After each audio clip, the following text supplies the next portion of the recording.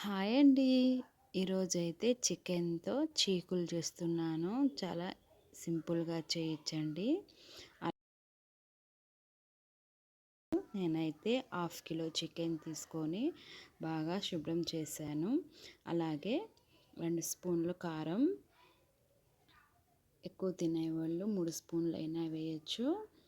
1 spoon garam masala, 1 spoon salt, 2 స్పూన్లు cornflour వేయాలి. అలాగే 1 స్పూను అల్లం వెల్లుల్లి పేస్ట్, కొంచెం ఫుడ్ కలర్ వేసాను. ఫుడ్ కలర్ అనేది ఆప్షనల్. ఇప్పుడు ఒక చెక్క నిమ్మరసం వేసి బాగా కలపాలి. కలిపేటప్పుడు 2 స్పూన్లు ఆయిల్ వేయాలండి. ఆ వీడియో అయితే క్లిప్ అయిపోయింది.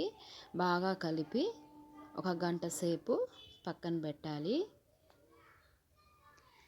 ఎప్పుడు ఒకే రకం కాకుండా ఇలా డిఫరెంట్గా చీకులు చేస్తే పిల్లలు చాలా ఇష్టంగా తింటారు. ఇప్పుడు చేసి స్టవ్ మీద పెట్టానండి. చూడండి, 4 పక్కల కాలేటట్టు చూసుకోవాలి. అంతే అండి, చికెన్ చీకులు రెడీ అయిపోయాయి. చాలా టేస్టీగా ఉంటాయి. ఈ వీడియో మీకు నచ్చితే లైక్ చేయండి ఫ్రెండ్స్.